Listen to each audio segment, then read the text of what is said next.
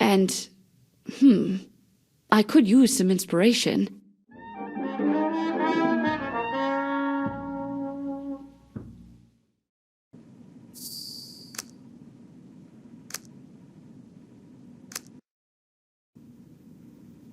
I hit a case of writer's block while I was working on my new novel. I thought a little cruise might help spark my imagination. Everywhere I looked, men and women were all dolled up, drinking and socializing amidst fancy surroundings. It seemed like inspiration was just around the corner. Until... I was hoping for adventure, but this wasn't what I had in mind.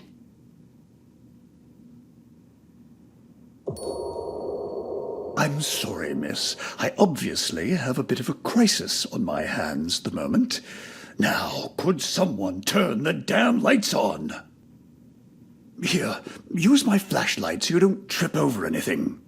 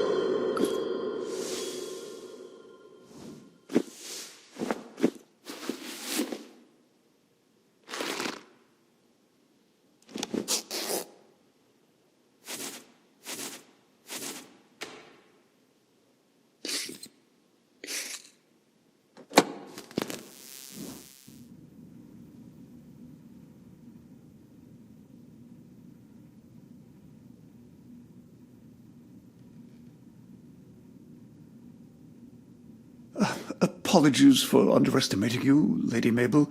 My whole crew failed to get the lights going, yet you did it all on your own.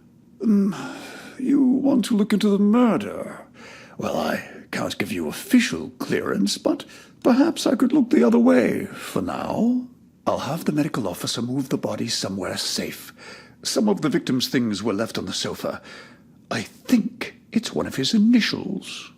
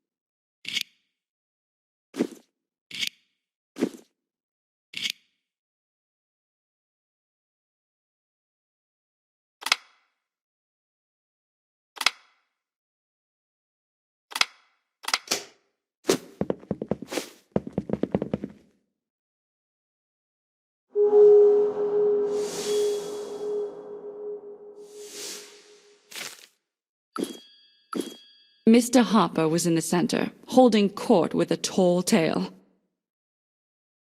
The light went out, and we heard a thud, followed by a scream. When I turned the light back on, it was clear that poor Charles Harper would never finish his story.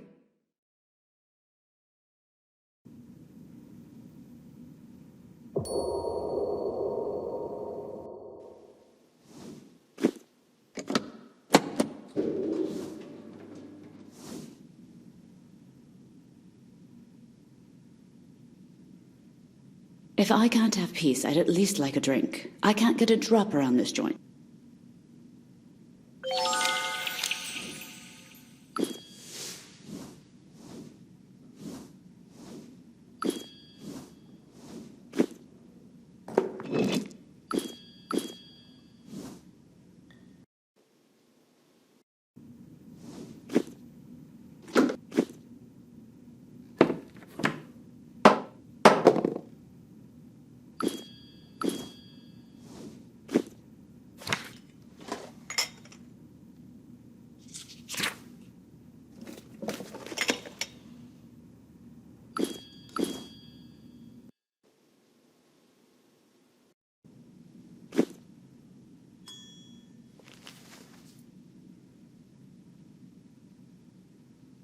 I'm no doctor, but I don't think stress is good for you. Is there anything else I can do to help?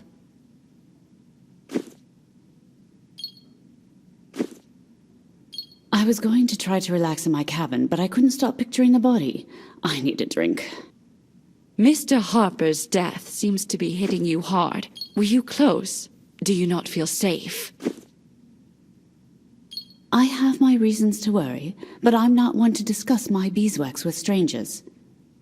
I understand, but crimes like this happen for a reason. Did Mr. Harper have any enemies on board? He'd been arguing with someone recently that I think wanted to bump him off. I heard a man's voice in Charles' cabin telling him he didn't have long to live. Now, if you'll excuse me, I have to go.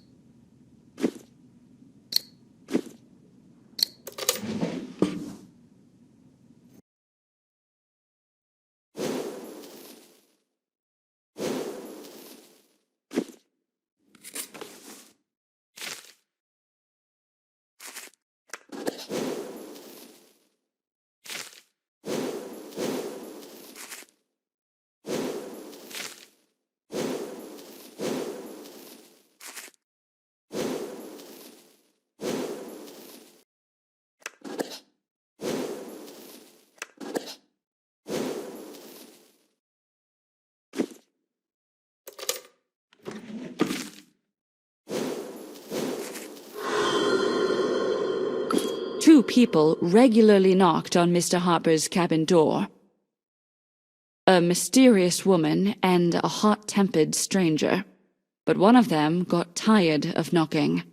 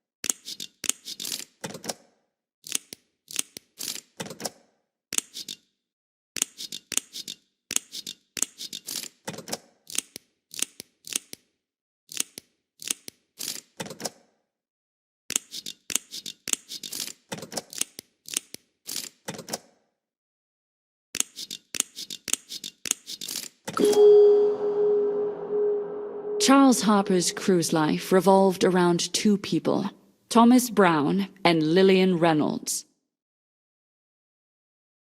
One hid behind angry letters, and the other stuck to him like a shadow. Who's my prime suspect? The one with the obvious motive, or the one who seemed to have nothing to hide?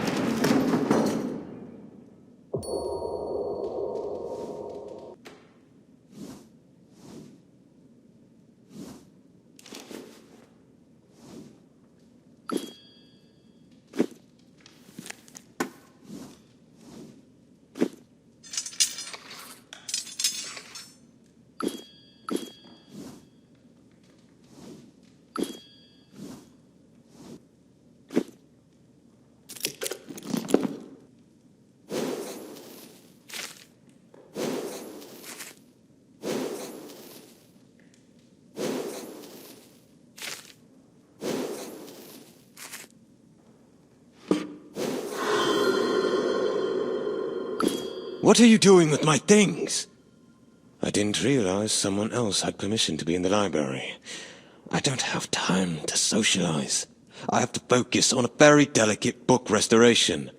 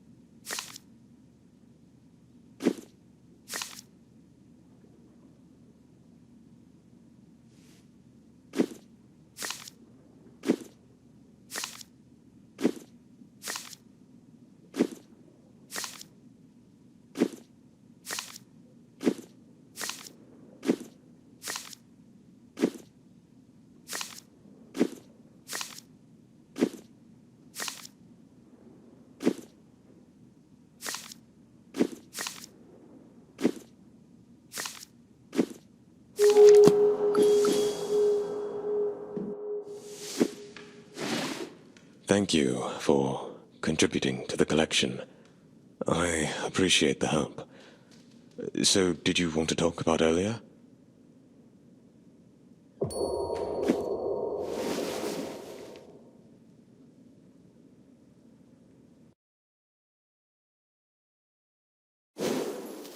Mr. Harper bought a rare artifact at the auction that museums are after, so I asked him to consider donating it to science.